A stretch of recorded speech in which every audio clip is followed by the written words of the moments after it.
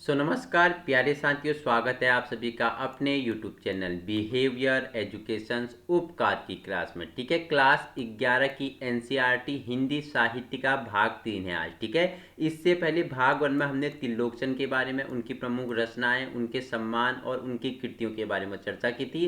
भाग 2 में हमने भवानी प्रसाद मिश्र जी के बारे में जाना था।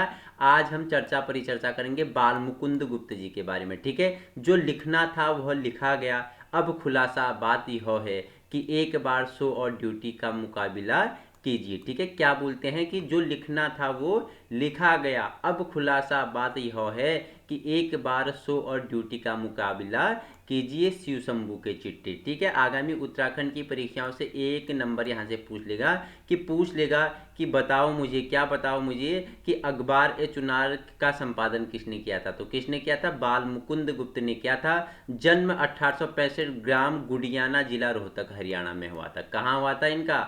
ग्राम का नाम था गुड़ियाना, जिला रोहतक, हरियाणा में। किनका? बाल मुकुंद गुप्त जी का जन्म हुआ था 1865 में। अखबार ए चुनार, हिंदुस्तान हिंदी, बंगवासी और भारत मित्र इनके क्या हैं? प्रमुख संपादन हैं। शिव शंभू के चिट्ठे, चिट्ठे और खत हो गए, खेल और तमाशा इनकी क्या हैं?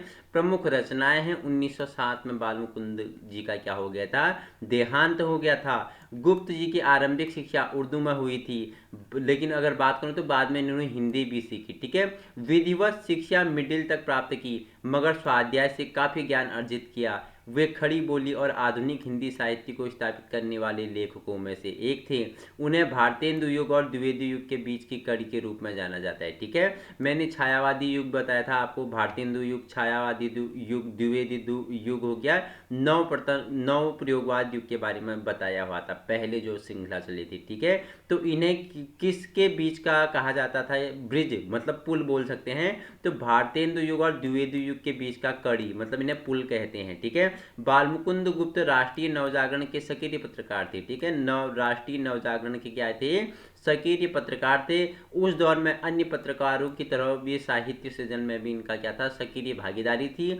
पत्रकारिता के लिए उनको स्वाधीनता संग्राम, ठीक है, स्वाधीनता संग्राम का हथियार थी। ठीक है, पत्रकारिता इनके लिए क्या थी? स्वाधीनता संग्राम का क्या था? हथियार था। यही कारण है कि उनके लेखन में निर्भीकता पूरी तरह मौजूद थी। इनकी जो निर्भीकता, मतलब इनकी लेखकता में पूरी तरह निर्भीकता मिलती है। साथ ही उनमें व्यंग विनोद का भी क्या करते हैं? पुट छिट दिखाई पड़ते हैं। उन्होंने बांग्ला और संस्कृत में कुछ रचनाओं में अनुवाद किए। वे शब्दों के अद्भुत क्या थे? पारखी थी, मतलब कि सद्भुत के शब्दों के अद्भुत क्या थे? कुशल व्यक्तित्व थे। ठीक है, और क्या बोला कि अनिश्चितता शब्द को शुद्धता को लेकर उन्होंने महावीर प्रसाद द्विवेदी से लंबी बहस की। इस तरह वे अन्य अनेक शब्दों में उन्होंने बहस चलाई थी। किसने? तो बाल मुकुंद गुप्त ने। जन्म गुड़ियाना, जिला रोहतक, हरियाणा में हुआ था। अखबार ए चुनार, हिंदुस्तान हिंदी, बंगवासी और भारत मित्र इनके क्या है? इनका इन्होंने संपादन किया। ठीक है, शिव शंभू के चिट्ठे, ठीक है, चिट्ठे, ठीक है, और खत, शिव शंभू के चिट्ठे और खत हो गए। खेल तमाशा इनकी प्रमुख रचनाएं थी।